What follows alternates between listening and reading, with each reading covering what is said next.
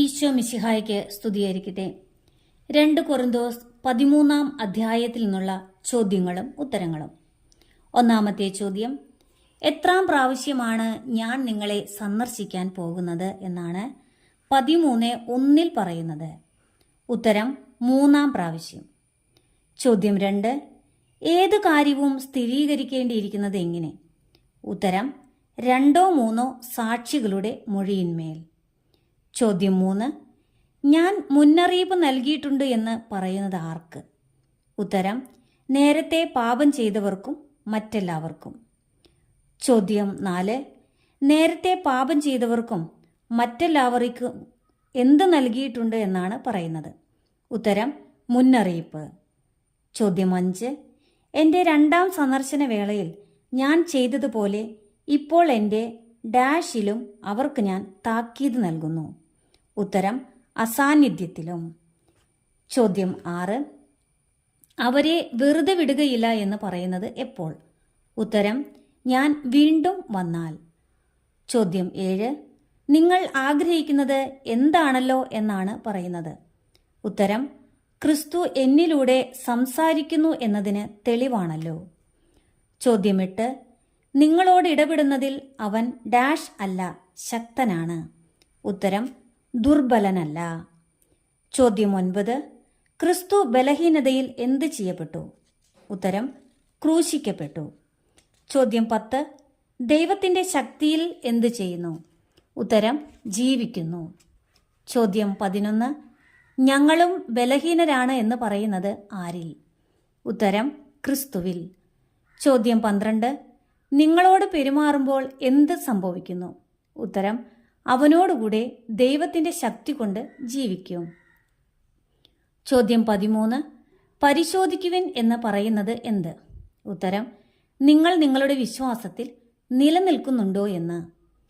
ചോദ്യം 14, നിങ്ങളെ തന്നെ എന്ത് ചെയ്യുവിൻ എന്നാണ് പറയുന്നത്? ഉത്തരം പരീക്ഷിച്ചറിയുവിൻ. ചോദ്യം 15, നിങ്ങൾക്ക് ബോധ്യമായിട്ടില്ലേ എന്ന് ചോദിക്കുന്നത് എന്ത്?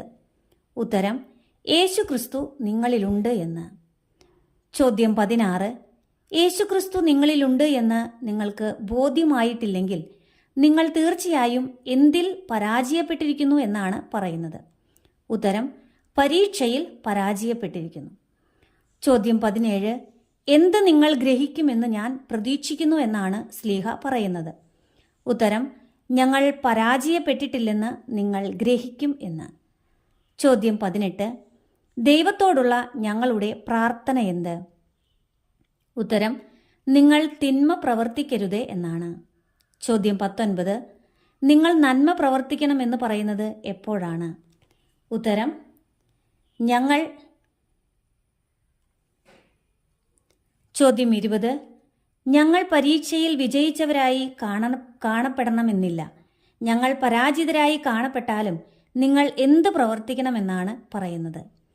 ഉത്തരം നിങ്ങൾ നന്മ പ്രവർത്തിക്കണം. ചോദ്യം 21, ഒന്നും ചെയ്യുക ഞങ്ങൾക്ക് സാധ്യമല്ല എന്ന് പറയുന്നത് എന്തിനു വേണ്ടിയാണ്? ഉത്തരം സത്യത്തിന് വേണ്ടിയല്ലാതെ സത്യത്തിനെതിരായി. ചോദ്യം 22, ഞങ്ങൾ സന്തോഷിക്കുന്നത് എപ്പോഴാണ്? ഉത്തരം ഞങ്ങൾ ബലഹീനരും നിങ്ങൾ ബലവാന്മാരുമായിരിക്കുമ്പോൾ. ചോദ്യം 23, ഞങ്ങൾ പ്രാർത്ഥിക്കുന്നത് എന്തിനു വേണ്ടിയാണ്? ഉത്തരം നിങ്ങളുടെ പുനരുദ്ധാരണത്തിന് വേണ്ടിയാണ്. ചോദ്യം 24, നിങ്ങളിൽ നിന്ന് അകലെയായിരിക്കുമ്പോൾ ഇതെഴുതുന്നത് എന്തിനാണ്? ഉത്തരം ഞാൻ വരുമ്പോൾ കാർക്കശ്യത്തോടെ അധികാരം പ്രയോഗിക്കാതിരിക്കേണ്ടതിന്. ചോദ്യം 25, കർത്താവ് ശ്ലീഹയെ അധികാരപ്പെടുത്തിയിരിക്കുന്നത് എന്തിനാണ്? എന്തിനല്ല എന്നാണ് ശ്ലീഹ പറയുന്നത്? ഉത്തരം നിങ്ങളെ വളർത്തിയെടുക്കാനാണ്, നശിപ്പിക്കാനല്ല. ചോദ്യം 26, അവസാനമായി സഹോദരരെ എന്തൊക്കെ ചെയ്യുവിനെന്നാണ് ശ്ലീഹ പറയുന്നത്? ഉത്തരം സന്തോഷിക്കുവിൻ, നിങ്ങളെ തന്നെ നവീകരിക്കുവിൻ, എൻ്റെ ആഹ്വാനം സ്വീകരിക്കുവിൻ, ഏകമനസ്കരായിരിക്കുവിൻ, സമാധാനത്തിൽ ജീവിക്കുവിൻ. ചോദ്യം 27, നിങ്ങളെ തന്നെ എന്ത് ചെയ്യുവിൻ എന്നാണ് പറയുന്നത്? ഉത്തരം നവീകരിക്കുവിൻ. ചോദ്യം 28, എന്ത് സ്വീകരിക്കുവിൻ എന്നാണ് പറയുന്നത്? ഉത്തരം എൻ്റെ ആഹ്വാനം. ചോദ്യം 29, എന്തിൽ ജീവിക്കുവിൻ എന്നാണ് പറയുന്നത്? ഉത്തരം സമാധാനത്തിൽ. ചോദ്യം 30. ആര് നിങ്ങളോടുകൂടെ ഉണ്ടായിരിക്കും എന്നാണ് പറയുന്നത്? ഉത്തരം സ്നേഹത്തിൻ്റെയും ശാന്തിയുടെയും ദൈവം. ചോദ്യം 31. അന്യോന്യം അഭിവാദനം ചെയ്യേണ്ടതെങ്ങനെ? ഉത്തരം വിശുദ്ധ ചുംബനം കൊണ്ട്. ചോദ്യം 32. ആര് നിങ്ങളെ അഭിവാദനം ചെയ്യുന്നു എന്നാണ് പറയുന്നത്? ഉത്തരം വിശുദ്ധരെല്ലാവരും. ചോദ്യം 33. നിങ്ങളെല്ലാവരോടും കൂടെ ഉണ്ടായിരിക്കട്ടെ എന്ന് പറയുന്നത് എന്താണ്? ഉത്തരം കർത്താവായ യേശുക്രിസ്തുവിൻ്റെ കൃപയും ദൈവത്തിൻ്റെ സ്നേഹവും പരിശുദ്ധാത്മാവിൻ്റെ സഹവാസവും. ചോദ്യം 35. ആരുടെ സ്നേഹമാണ് നിങ്ങളോടുകൂടെ ഉണ്ടായിരിക്കട്ടെ എന്ന് പറയുന്നത്? ഉത്തരം ദൈവത്തിൻ്റെ സ്നേഹം. ചോദ്യം 36. ആരുടെ സഹവാസമാണ് നിങ്ങളെവരോടും കൂടെ ഉണ്ടായിരിക്കട്ടെ എന്ന് പറയുന്നത്? ഉത്തരം പരിശുദ്ധാത്മാവിൻ്റെ.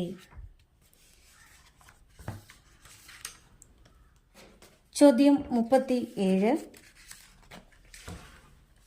എന്ത് പറഞ്ഞുകൊണ്ടാണ് ശ്ലീഹ കൊറിന്തോസുകാർക്ക് എഴുതിയ ലേഖനം അവസാനിപ്പിക്കുന്നത്?